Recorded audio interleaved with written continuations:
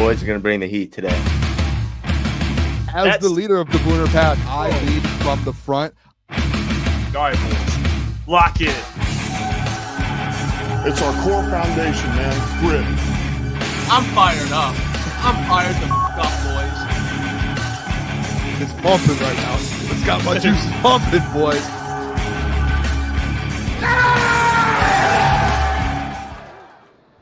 Welcome to the Jeff Iafrate Show here on a Monday morning after the NFL Combine. And today I'm going to share my thoughts with you all after now we've went to the Combine. We just got back yesterday, had time to go back and rewatch a lot of prospects that stood out to me, stood out to the fellas, things we've been hearing from the Combine. We had a chance to talk to a ton of people out there, which was a ton of fun. But today I'm going to get into all of that and get into some of my favorite prospects from the Combine. Not necessarily guys that just showed up in the Combine and all of a sudden are just on everyone's big board. There are some, but really guys that I've already liked and got confirmation from the Combine, because you guys know how this works.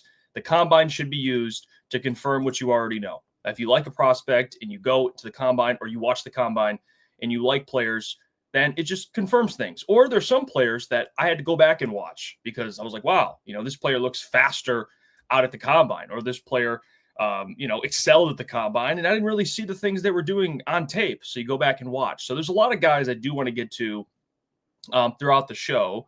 And then I have my mock draft 3.0 today for Lions fans. And I have the Lions trading up again, but for a different player and a player that I've always really liked. But today we're going to solidify that. And I do have a mix-up at another selection at round 2.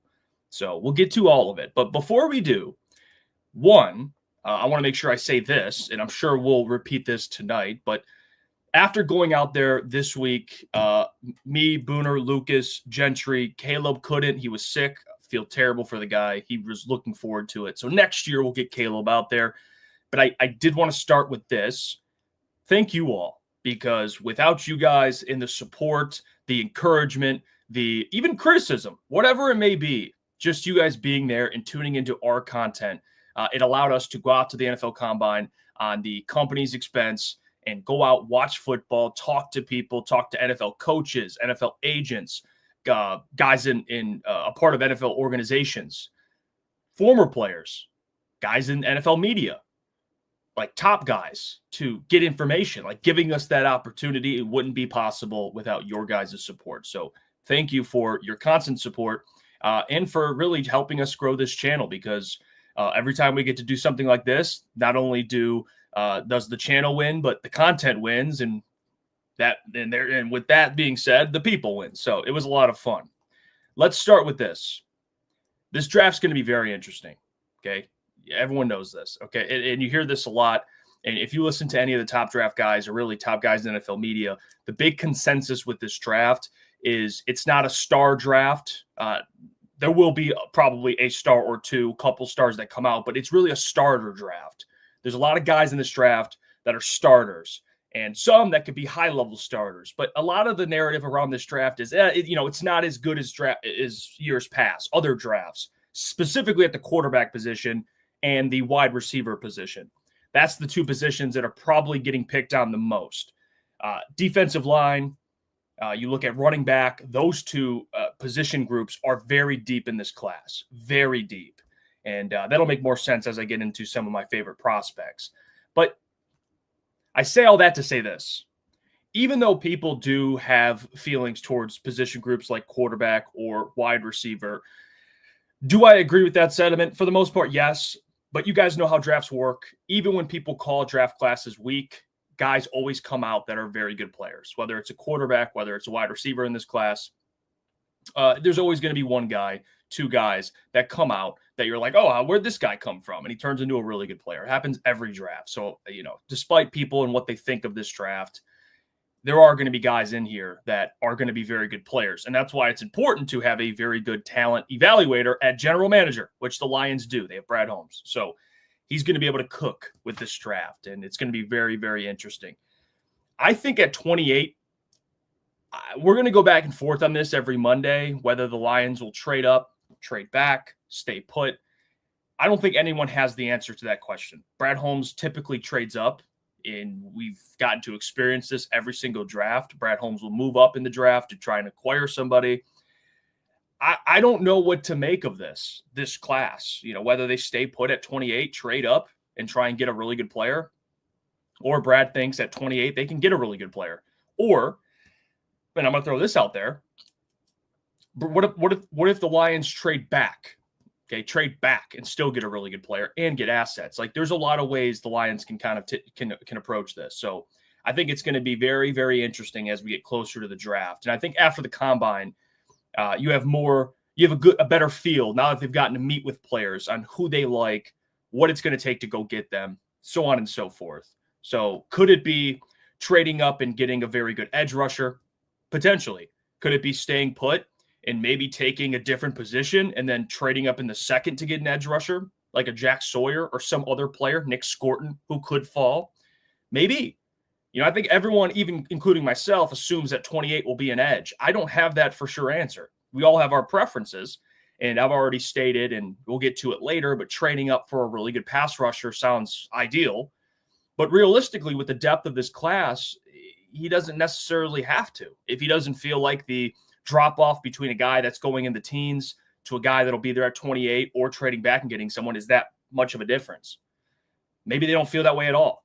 And maybe Brad Holmes is like, hey, I'm just going to stay put at 28 or trade back. And I will get, in my opinion, or in his opinion, the same caliber of player. So it's going to be a very interesting draft. I will say that. But I do have some players I really do like.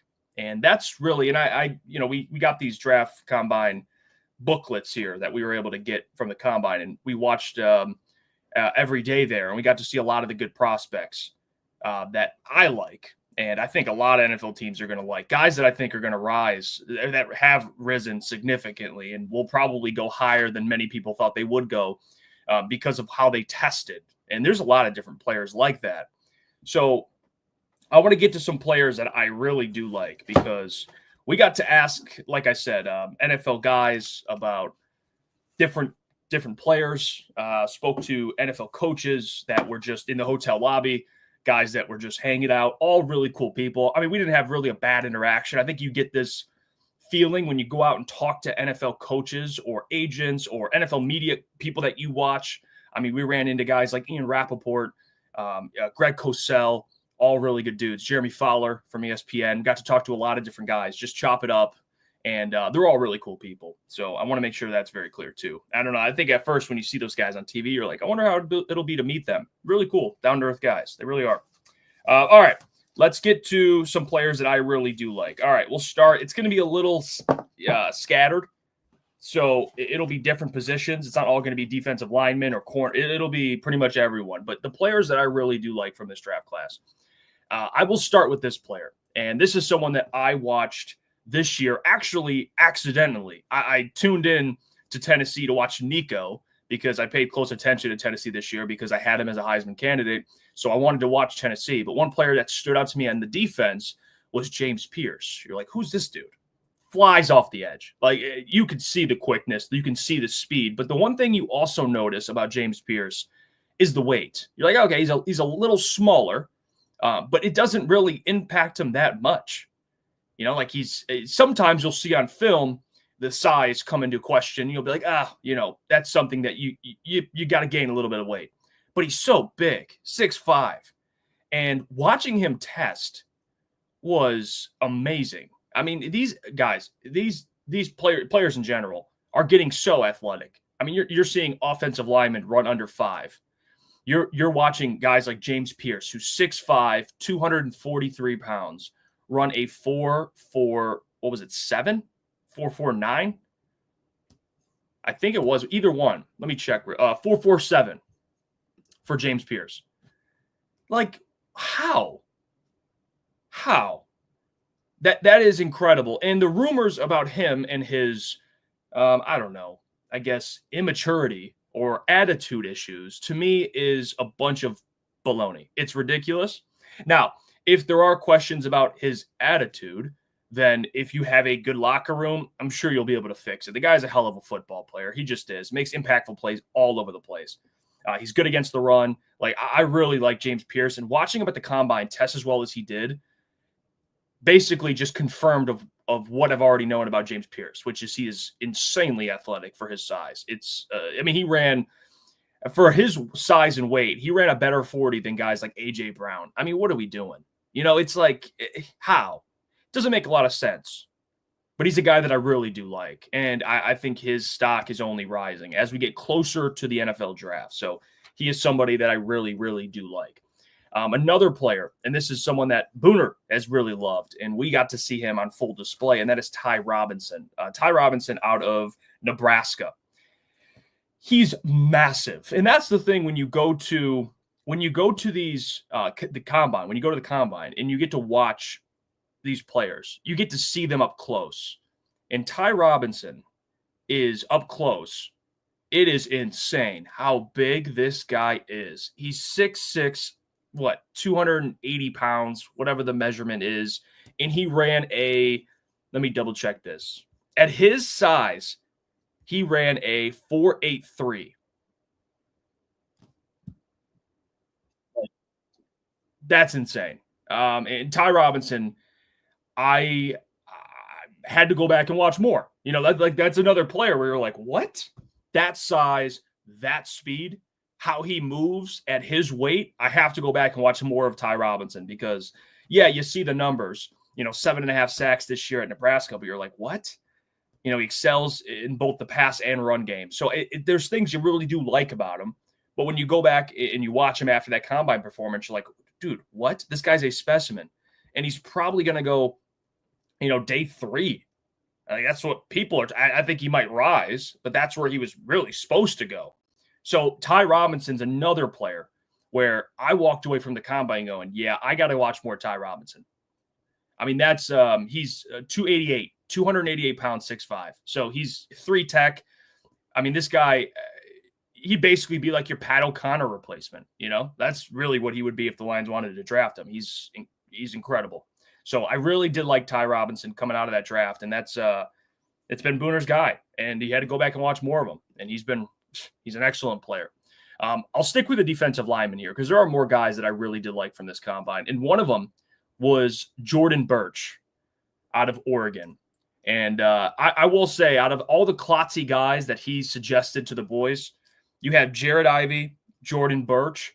I thought Jared Ivey probably hurt his own stock a little bit just based on the combine performance, but I thought Jordan Birch helped himself significantly. Jordan Birch is not only a giant guy, okay? He's like 6'6". I think he is 6'6", 280, or 6'5", 280, whatever it is.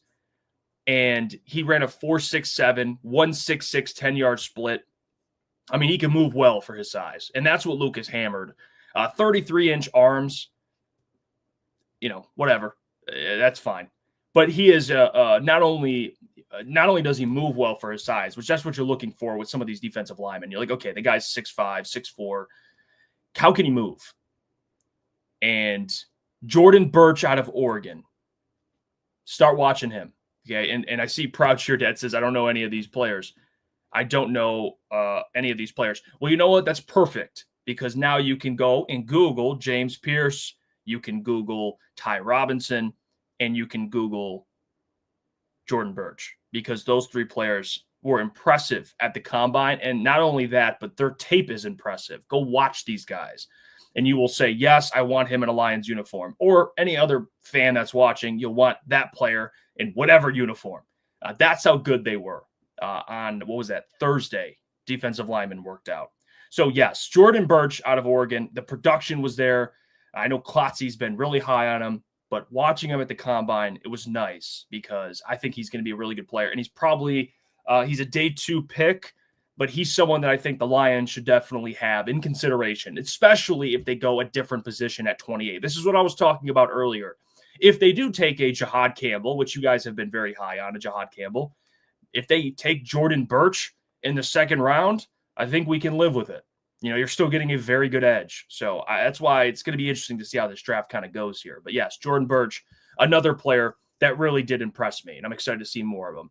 I want to name one more defensive lineman that stuck out to me, and I'm going to be full transparent. I did not know who this guy was. Did not. I'm not going to act like I knew or, oh, yeah, I've known about this. No, I did not know who this guy was. Found out about him at the Combine. I had to go watch more of him. And he's a player that I really do. I think he's one of the most intriguing players to me, personally, in the defensive lineman class. And that is Ahmed Hassanin, the edge rusher from Boise State, who honestly he's learned English. I mean, he started playing football, I think, like 5 years ago. Not even 3, 4, 5 years ago. And the production's there at Boise State. The size, everything checks out for Ahmed. He plays with a ton of passion. You watch him on tape. I mean, you're like, okay, this guy just loves football. And you could tell he's just thankful to be playing the game of football. And I really did. I went back and watched him yesterday and fell even more in love with Ahmed. And he's probably going to be around 3 to 4 guy, 6'3". Just everything checks out for me. And for someone like that, if you're going to take a player in the mid rounds that, hasn't been playing football as long as other players, I look at production, and the production's there. The production's there for Ahmed. I mean, 9.5 sacks this year, 12.5 sacks the year prior. Like, he ain't like a project. This dude just is crazy athletic. CrossFit, like everything athletic, he checks out for that. So for Ahmed, I thought, for me, not knowing who he was before the Combine, and then leaving the Combine, I thought, I got to go watch more of this guy from Boise State. Everyone's talking about Ashton Gentry.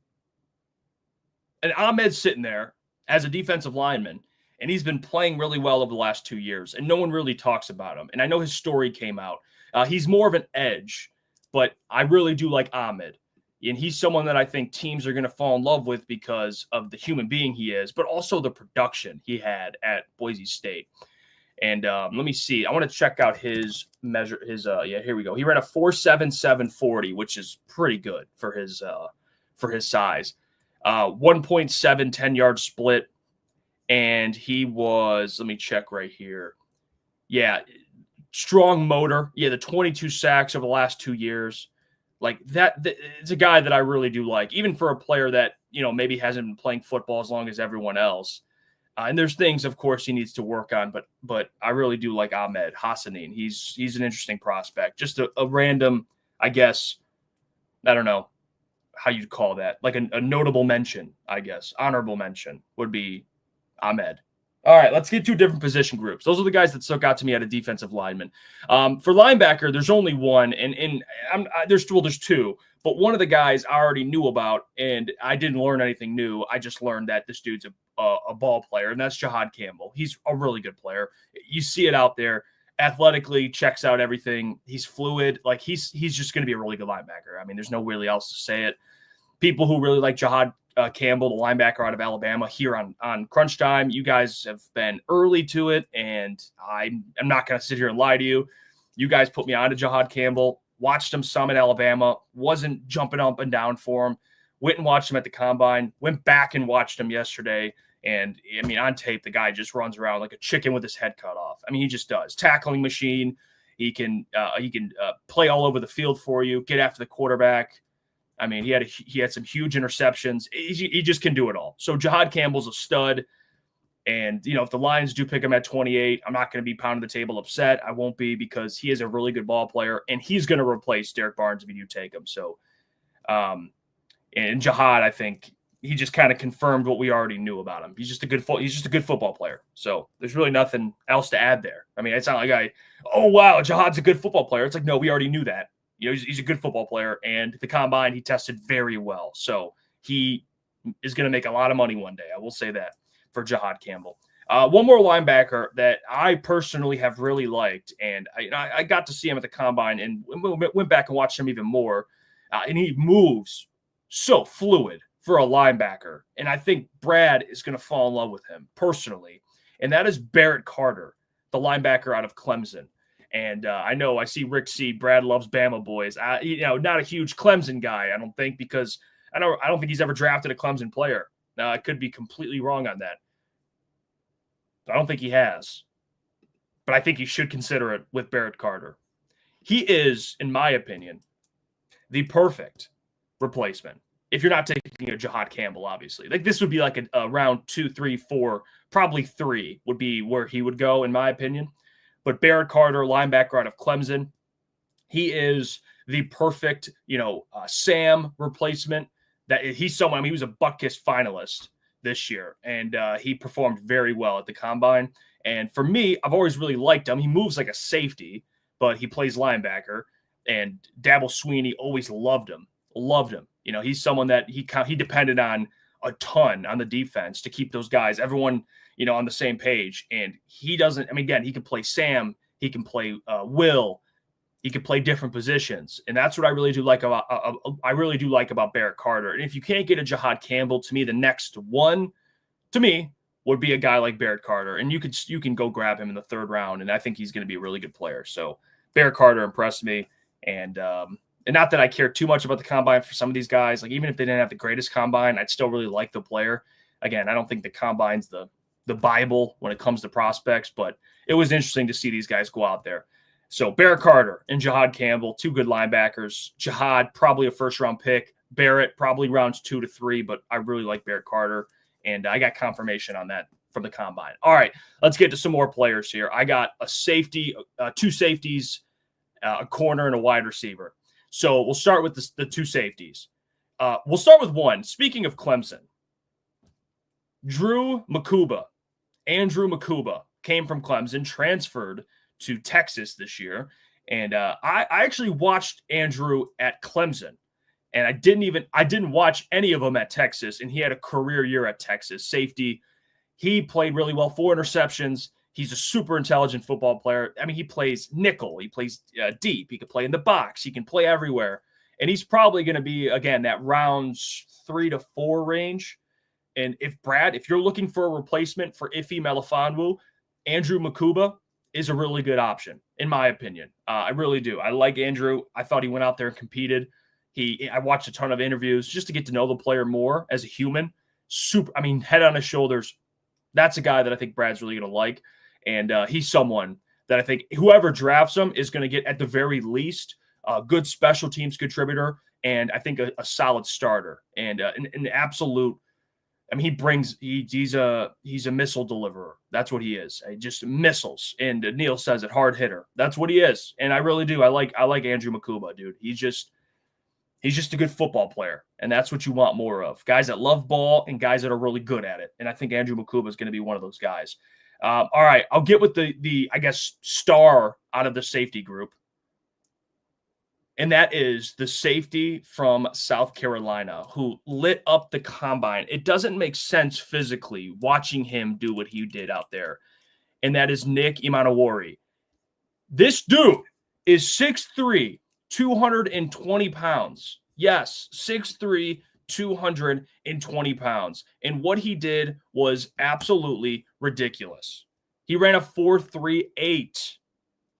4.38. At 6'3", 220 pounds. He had a 43-inch vertical jump. And then he benched 225 20 times. So, I don't know. I mean, he's just a specimen. He's a specimen. That's what he is. And I don't know. I don't know what to make of him. I'm just absolutely shocked. And he's someone that I didn't know about before. Went back and watched more of Nick, and he had a perfect RAS score. Like I said it to Lukas and Booner when we were watching, like that dude's going to have a perfect RAS score because there's only one guy that did it, and at this combine. And watching him test, it's like, dude, he's doing everything at an elite level. You don't see that. And Nick, he's a safety kind of. They tried, what about linebacker? Asking him to play linebacker, he's like, no, I want to play safety. But you can use him everywhere. I mean, he's playing nickel. He's guarding tight ends. I mean, you ask me, and I saw someone say this, and I thought it was a great thing, a great response to it. But it's like, if I'm a scout and I go to my GM, and my GM's like, hey, Nick Imanowori, what can he do? Everything. Really everything. Now, is he perfect? No. But he can guard tight ends, play in the slot, play deep, play in the box.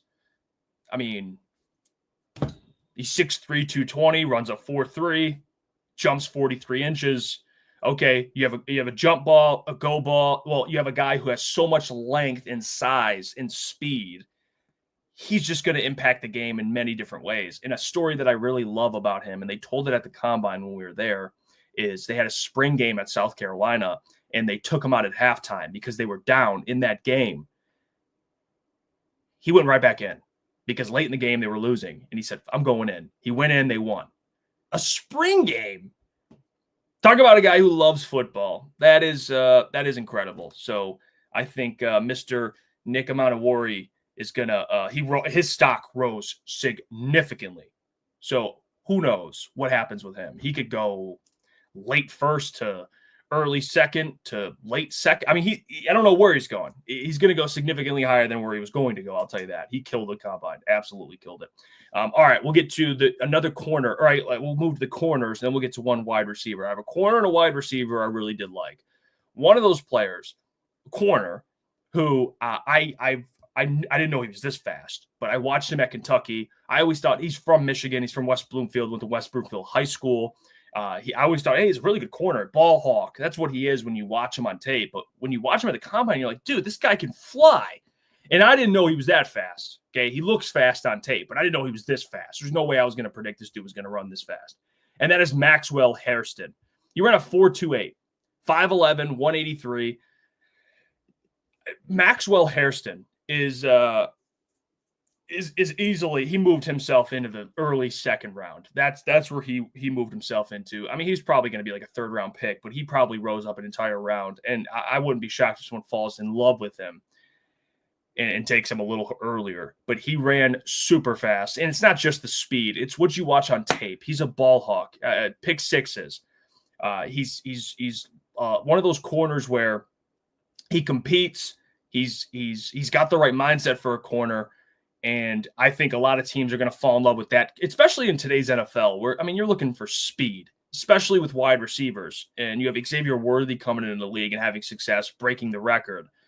But now you have Maxwell Hairston, who's just, I mean, 4.2, what was it? 4.27, I think he ran. 4.28 that he ran. Jumped a 40-inch vert, 10.9 broad jump. I mean, he's going to be a starter in this league. I don't know what's his ceiling. I like him a lot, but I definitely think he rose his draft stock, probably a second-round pick, early second-round pick, in my opinion, based on how he performed. So Maxwell Hairston, remember the name, super quick, and he's from West Bloomfield. So I got to show love to him. Last player I want to name here is another guy. There's a lot of guys in here I've always liked, but then you go to the combine, and you're like, okay, you know, this confirms what I've already know about a player.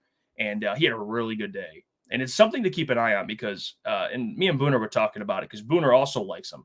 You know, we were watching him. I'm like, yeah, I told Mike, who's sitting next to me, I go, this guy's going to run really fast. He just is. Now, not 4.29, but you see him on tape. You're like, this guy's going to run really fast.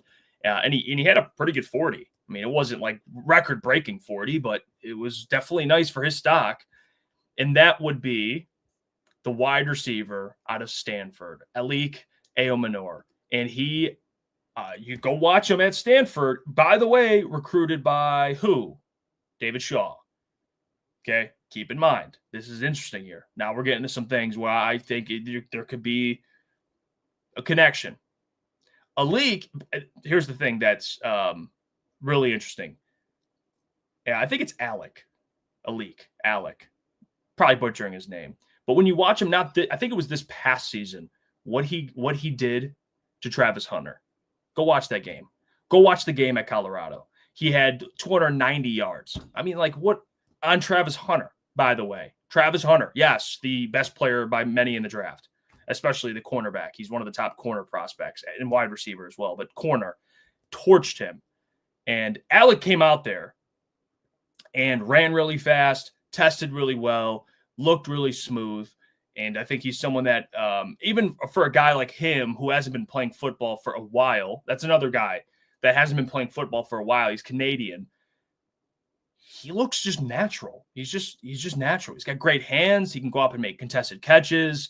He can play in the slot. He can play outside. He's just versatile. Teams are going to love him. He's a high-level competitor.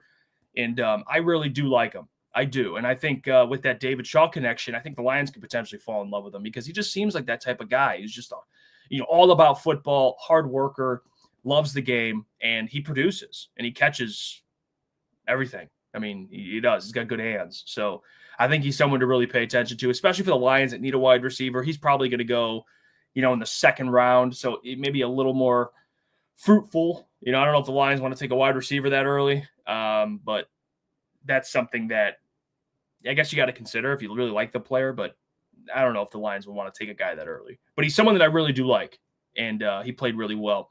Neil in the chat says Jaden Higgins. Jaden Higgins had a really good day as well. He ran really fast. He's so big. He's like 6'4", Iowa State.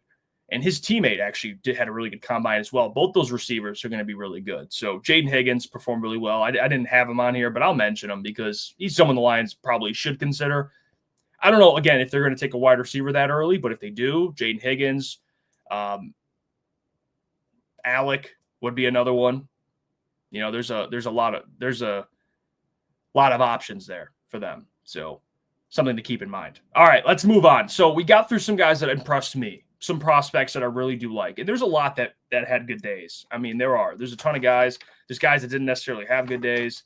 And we can get to those guys probably another day.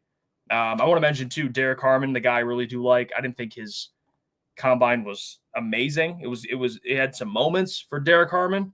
Deion Walker, another one, where it was like, okay, he had moments where I'm like, wow, for his size, he's moving pretty decent. But then there's other times where I'm like, okay, I can see that. There's question marks about him and his play style too. Pad level seems to be a pretty common thing with those guys because they're so big, Derek Harmon and Deion Walker. But still, I don't think they did I don't think they did enough to like tank their draft stock. But they didn't go out there and have insane combines. But I still really like Deion Walker and Derek Harmon. Those are still two of my favorite defensive tackles in the draft. So wanted to mention that as well. All right, let's get to, and by the way, Kyle Kennard, Neil, love that. Kyle Kennard had a really good one too. Really good combine. That's Lucas's guy. Wasn't too familiar about him. Watched him more at the combine. Looked pretty good out there. So, yeah. All right, let's get to my mock draft because I did do one trade up. That was the theme of this one. It is the 3.0 of my mock draft, which I've done the 1.0, 2.0, 3.0, and I'll probably change it up every single week, whether I'm trading back, trading up, or staying put. This week I decided to trade up. And again, guys, before people are going to be like, well, that's not realistic, all this stuff, I try to be as realistic as possible. But at the end of the day, you guys would even agree with me. None of us know what's going to happen at the draft. No one knows. Anyone can go anywhere. We've seen crazier things happen. We've seen Jack Campbell go at 18 when many thought he'd be a second-round pick. So that's not a diss. I'm just stating a fact. Everything's shocking. You don't know where anyone's going to go. It's just how it goes. So just want to put that out there before people are like, how did this, how did I tried to keep it as realistic as possible. I had the Lions trading up, trading away future capital. They're probably going to have to include capital from this draft, but I didn't. I traded future capital, next year's draft picks, the next year. And yeah, if it doesn't go that way, it doesn't go that way, but that's how I did it. So again, it is what it is. All right, let's get to it. I really like this mock draft. I will say that. I really like this mock draft, and I want to make sure I put this on screen for you guys. All right, so I really do. I like this mock draft a lot, and as we get closer, I'll have more of an idea of certain players and where they're going to go, where I think they should go. But for this one, I decided to trade up, and it's a similar trade partner of my last mock draft,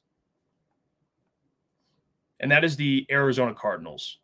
And hear me out on this, okay, because I know what people are thinking. Well, the Cardinals will just trade. Why would they trade back when they could just stay put and take an edge? True.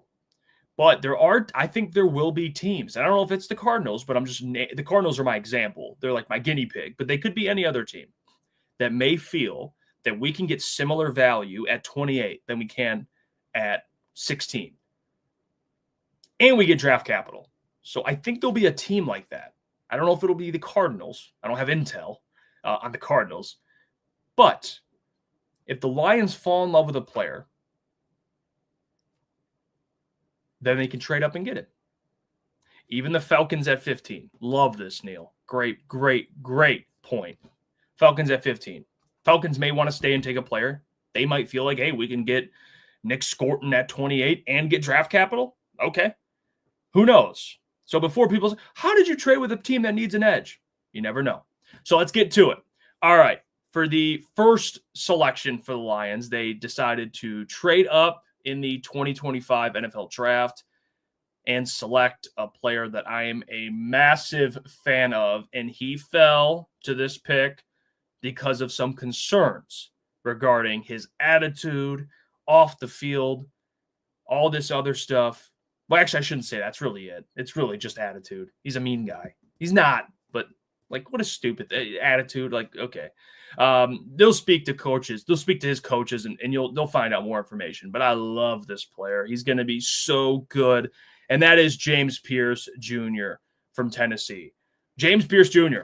And I spoke about him earlier. You trade up and get this guy, you're going to be very happy. And I think what helps James Pierce is you already have Zadarius Smith in place, and assuming they keep him, that he's going to play in spots this year, but it'll give him more of an opportunity to gain weight, get acclimated into the league. You don't have to throw him out there to the wolves right away.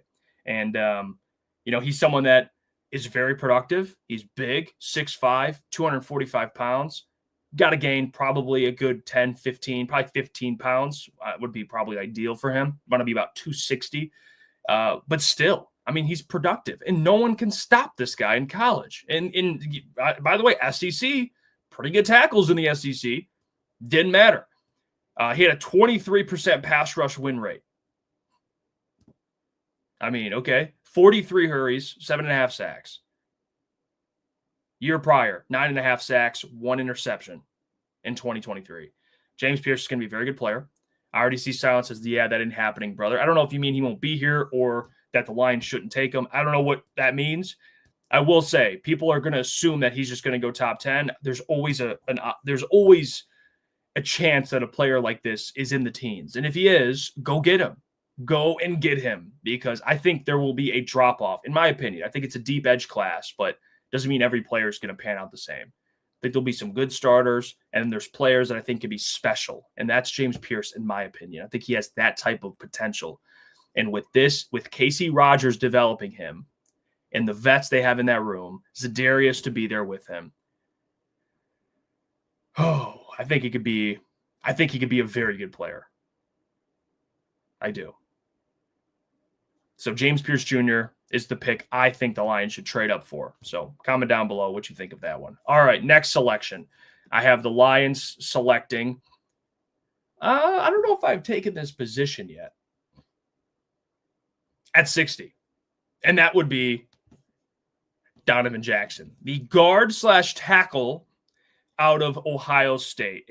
And before anyone says anything, hear me out on this. I love the human. Love the player. Love the versatility. He played tackle this year after Josh Simmons went down. He's a guard. He plays left guard. And you're gonna draft him to be able to replace him probably sooner than later, but replace Graham Glasgow. And he could play tackle if there's an injury. Yeah, I'll take that. He had 2 sacks allowed at tackle this year, 1 sack allowed at guard. He's a guard in the NFL, but still, I mean, played in 50 plus games? 51 games started. Or 51 games played. That's a player that has a ton of experience. He could have came out last year and went to the NFL. Decided to come back, work on his fundamentals, perfect his craft. And this year's coming out. And I'm very excited to see what kind of player Donovan Jackson turns into, because I think he can be very good. A very good starting guard in the NFL. And the Lions need a guard. They need a replacement for Graham. And I think Donovan's the perfect one at 60. And again, a spot tackle. Yeah, I'll take that at 60. I think that's great value. All right, let's move on here.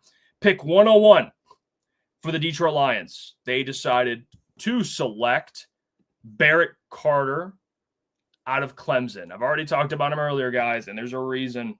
There's a reason. I love Barrett Carter. He's a Buckets Award finalist. That was a big thing with Jack Campbell. This guy was a finalist, Barrett Carter. Great against the run, heat-seeking missile. He's an effective blitzer. He can do it all. He even said in an interview, he talked about it. I can play anywhere on the field. You want to put me at Sam? Go ahead. That's probably where he's going to play in the NFL. This is your Derek Barnes replacement. Barrett Carter, linebacker out of Clemson. Go watch him. Go watch him. Very good player. Yeah, there's things in man coverage that you look at, but still, I mean, he's great in zone coverage. And what they're going to ask out of Barrett Carter is exactly what they asked out of Derek Barnes, and he can do it. He can do it.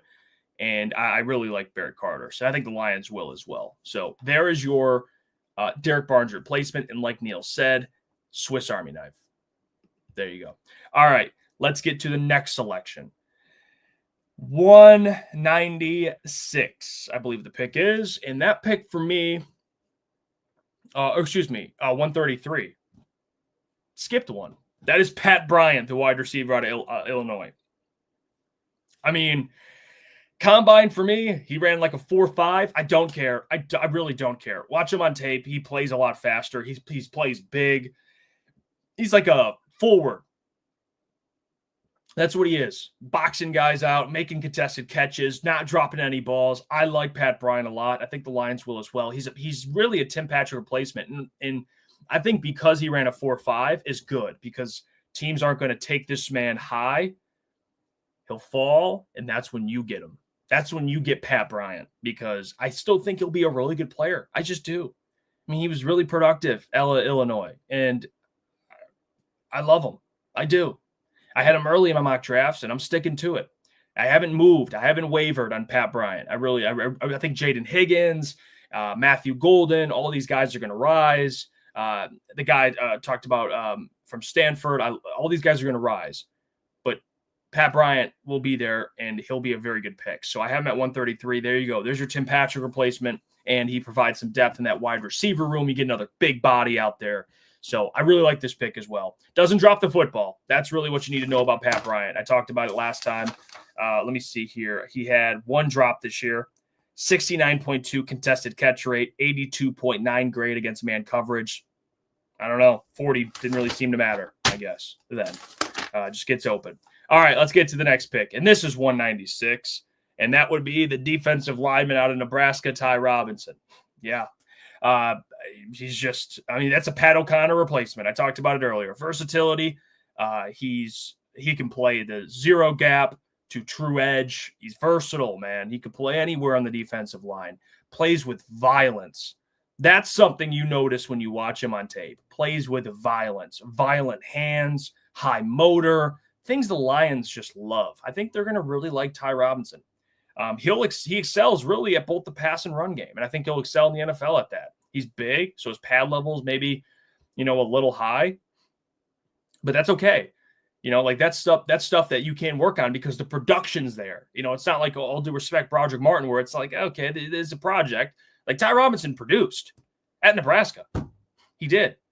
And it's a rare combination of size and speed. And I think people have to start understanding how important the RAS score is for Brad Holmes when it comes to defensive linemen.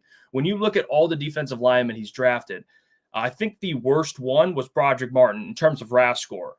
But Levi, Aleem, Aiden, and Josh all tested very well on the RAS score, with the RAS scale, however you want to call it. And if you guys don't know what that is, it's basically kind of it's a grading they give on athleticism on athletes, and it's coming out. It's based on 40, height, weight, everything. Your measurables, your performance at the combine, they give you a grade. And Brad loves high-graded defensive linemen. He does on other positions, but defensive lineman, he loves it. And Broderick Martin was really the exception, and look how that turned out. So, yeah, you gotta pay attention to this stuff. And Ty Robinson and James Pierce Jr. both had great RAS scores. So we'll see what happens with that. But Ty Robinson at 196, I think it's a great pick. This might be the steal right here at 196. All right, next one, 227, my guy, Dante Trader Jr. Yes, I'm taking him again. I love Dante Trader, and I think the Lions will as well. Excellent tackler, fluid in coverage, production improved every year. He started early, played in 12 games as a freshman. I mean, he was a 3-star athlete, 3-star recruit, came out, and he got better and better every single year. And I think Dante Trader, man, is someone that I think people have to start paying more attention to because I think late round, I don't think he's going to be some star player, but a solid player. That's what you're looking for at 227. You know, you're looking for, you got your Antoine Greens of the world. So Dante Trader, yeah, I'm taking him again. And I think this is going to be a really good pick. I do. As kind of that backup safety spot. He could do what Iffy was doing for you. He's not as long and lengthy, but still special teams. He can contribute in all those ways. So I really do like Dante Trader. And for the last pick, another Nebraska player, Tommy Hill, who I had in my last one. I think the Lions got to take a DB at some point. And I think at 230, I went ahead and took a DB. And I don't have the other 7th round pick in this draft. So either trading it or moving out of it. I don't think the Lions keep 3, 4, 7th round picks. Like I just don't see that. So trade for next year. Trade it out. Get rid of it, in my opinion. It doesn't really nothing for you. Maybe trade into next year's draft. Someone wants to move in and take a player they really like. But those are the picks. So it's 7 picks. And I think all of these players are going to be at least contributors to some extent. I really do. I think all these guys are. You got James Pierce Jr., your future at edge, Donovan Jackson, your future at guard, Barrett Carter, your future at Sam linebacker, Pat Bryant, your future wide receiver 3, Ty Robinson, a guy who can play in spots for you and basically do what Pat O'Connor did and help out on your defensive line, play him an edge when you need him to on against if you know a team's a heavy run, dominant team, you have Ty Robinson, who's really good against the run, Dante Trader Jr., special teamer, backup safety, and then Tommy Hill, who will basically be a special teamer and backup corner with upside. So these are the guys I decided to draft. I really like it. And I think Brad, this is and I tried to think partially in a way of like what Brad would do and then added in my favorite players. And I kind of got a good blend of both. And this might be my favorite mock draft so far. I'm serious. I think this might be my favorite one. I really do. I like this mock draft a lot. It fills positions of need. You take 2 offensive players, which we all agree would probably be wide receiver and offensive lineman. And then you take corner, safety, linebacker, edge, and defensive lineman. Defensive tackle / edge, I guess. He plays both. But, yeah. Give me a grade on this draft, guys. And don't, you don't got to be nice. You can be nice. You don't have to. Give me a grade, A through F. What would you grade this draft if if this was Brad Holmes' draft? And mind you, including trading up to get James Pierce. So I'm not saying you just get him for free. You'd have to trade away a future assets to go get him. So grade my draft in the comment section below. I would love to read it. So there you go. There's my mock draft 3.0. I like this one. I really do. Let's see. Let's get back to there we go. All right, we're back. Yeah, I had a lot of fun with that one. I did. I see Coach. He says, A, we got some B minuses. A, I'll take a B. I don't mind that at all. Silence says it's a C for me just because of James Pierce Jr. That's okay. And again, if you don't like the player, try to think of it as the position as well. Like I traded up for an edge. Maybe you like a different edge, Silent. Would you still be cool with trading up for an edge, even if it's not James Pierce Jr.? If maybe it's Mike Green, you might be more on board. So at least we can both agree you trade up for an edge. You just might not like the player I took, which I really do. I like James Pierce. I know he has question marks, but I really firmly believe that if you have a good locker room, I'm not too worried about question marks unless you like murdered somebody, maybe there's levels of question marks or character concerns. If you did something crazy, then yeah, it's different, but attitude problems, okay, humble the guy then, okay, you're going to go into a room with Zadarius Smith, DJ Reader and have attitude problems. Good luck, man. Good luck. Aiden, good luck. Casey Rogers, good luck. It ain't going to work. Dan Campbell, he ain't going to get away with any of that. He's not. But yeah, I don't hate it. If you have question marks, that's fine. Let's see. Kamikaze says B+. Appreciate it. Ed says B. Neil B. B-, B-. Malik says too good to be true ass draft. A-. Yeah, I mean, that's fair. Demond Dice says James Pierce not going further than 13. Yeah. Yep.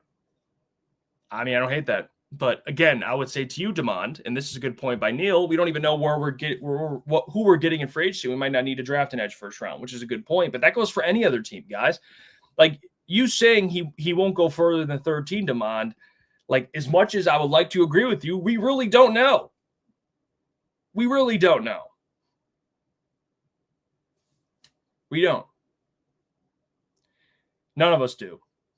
You have a good idea. I mean, now you're seeing Shedeur Sanders falling. You know, there's guys that are falling, guys that are rising. You don't even know what the number one pick's going to be. So how do we know what 11's going to be? You know, could Mike Green go to the Saints or could he fall to the Falcons? I don't know. So there's a lot of things that I think are still in question for a lot of teams and where players are going to go in the draft. I think it's still an unknown. I do. We go through this every single year and everyone thinks they know, but no one really knows. And I'm not going to sit up here and act like I know because I don't. We don't know where any of these guys are going to go. I mean, I saw Jackson Dart in the second round, and now I see him top 15. Like, where is he going to go? You know, like, who knows? I think he goes top 15. But none of us really know. This is just a weird draft, I think, in general, where a lot of players that can go anywhere. Like Ashton Genty, I've seen go to the Cowboys. I've seen him go to the Raiders. It's like, where's he going? So, yeah. Neil says, Jeff Risden reported the Lions called the Browns again about Garrett. I would not be shocked by that report. I know people are easy to dismiss that Brad has no interest and would never do such a thing, but yeah, it's a fact. He's going to call and at least be interested, which he should be. I mean, that's what you do as a GM, man. You gauge interest. I will say, man, we did see Andrew Berry out there in Indy. We did see him multiple times walking throughout the hotel, and he's just always talking to people. He's in the hotel. He's talking to different GMs. You could tell he's just getting approached consistently. We saw him at Starbucks. And these guys are all working. I mean, it's crazy when you're at the combine and you see two general managers talking or two head coaches talking or whatever the case may be. And then you see a report on your phone that the organizations that both of those GMs or coaches work for are trying to discuss a trade. It's like, okay, these things happen in person. It's hilarious. You see it in real time. So when you see Myles Garrett, the whole stuff with Myles Garrett, and you see Andrew Berry talking to people, you're like, okay, there's interest there. We didn't see Brad Holmes, but still, the guy's he's like a myth. Like Brad Holmes is just nowhere to be found. You know, he's just like a myth out there. Same with Dan Campbell. It's just like, where are these guys at? You see all these GMs and coaches just walking around and scouts, but no Lions guys. We did get a chance. I did want to tell you guys a story real quick that I think I didn't even mention this, which is crazy, but hey, save the best for last, I guess. We were at the JW Marriott, and we were hanging out there, just networking, trying to get a chance to talk to some people out there. And there was a ton of people we got a chance to talk to, which was a lot of fun. But one person we did run into out in Indy, which was very random, was Bruce Gradkowski, the assistant quarterback coach of the Detroit Lions. And we actually had a chance to talk to him and really just have a good conversation with him. And I will say this about Bruce, good dude, really good dude, super down to earth. Lukas actually had a connection with him because he came in, he's from Toledo, and came in, I think when Lukas was in high school and talked to the team. Like he played in the NFL, was a backup quarterback, but we ran into him. Lukas approached him. We all look like, oh, that's Bruce Gradkowski, the assistant quarterback coach of the Lions. And he's talking to different coaches, like he's networking because he's still new to the NFL. You know what I mean? He's just getting to know everyone.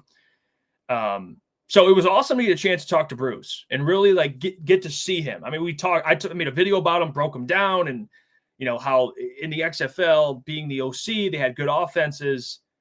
And I'm like, oh, it's literally Bruce Gradkowski chilling there talking to Mike McDonald. You know, it's like, oh, okay, let's go over and talk to him. Super good guy, man. Super good guy. I'm excited to see what he can do and how he can help Jared Goff this year. He's replacing JT Barrett, who went to the Bears. He was the assistant quarterback coach. Now it's Bruce Gradkowski.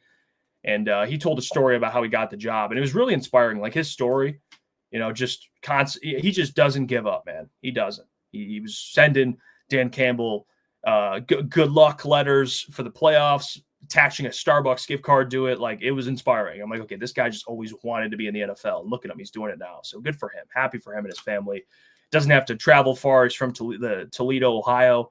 So he just comes on up to Michigan, works, gets to work really for a dream job of his, and that's it. So, that's how he got the job. He stayed in contact with Dan Campbell, sending him these, good luck for the playoffs, like the little Starbucks gift card attached to it, sent him a letter. And, I guess John Morton might have brought his name up, he said, and he got the job. So he loves Dan Campbell, loves working for him, and he's excited. He's fired up, man. He's so fired up. So I'm excited to hear how the Bruce Gradkowski story unfolds. It'll be really cool. So awesome. And it's random. I mean, these Toledo connections Lukas has, it's just like, oh, yeah, this guy's from Toledo. Oh, yeah, Matt Eberflus, Toledo. All these guys, Toledo. Bruce Gradkowski, Toledo. There's another wide receiver in the former NFL wide receiver, Toledo. It's like all these Toledo guys, man. Gosh. All right, we'll get out of here. Appreciate you all for, again, the constant support. Like I said, to be able to go to the Combine on the company's dime and have a great time, network. I mean, it was a work trip, man. We were locked in. We were there to meet people, get to know high-level people, try and just introduce ourselves, get to have conversations with NFL reporters, NFL media, NFL coaches, NFL GMs, NFL scouts, NFL agents, content creators. I love it. It's so much fun. I'm so blessed to be able to do it. And the people that tune into these shows and support that are members or just like the video, comments, we wouldn't be able to do it without you guys. So I want to always give thanks to you all because it's amazing. Very blessed. So, all right, we'll be live tonight. We're going to break down the Combine, get into more players, storylines, rumors, our mock draft Monday, which the boys will have their mock draft. I cannot wait for it. And we're going to have some scouts on this week, Russell Brown, Scott Bischoff, and then we have John Macaroon, who was in Indy as well a couple days before us. So we'll have it all for you guys. So subscribe, stick around because more and more content's coming out. We just hit 12,500, which is massive. So thank you for that. But until tonight, 8 p.m., Neil, I know everyone, maybe we'll make the show a little longer. We'll see. I love you guys. It's so much fun. I look forward to it. We will catch you all tonight. Peace.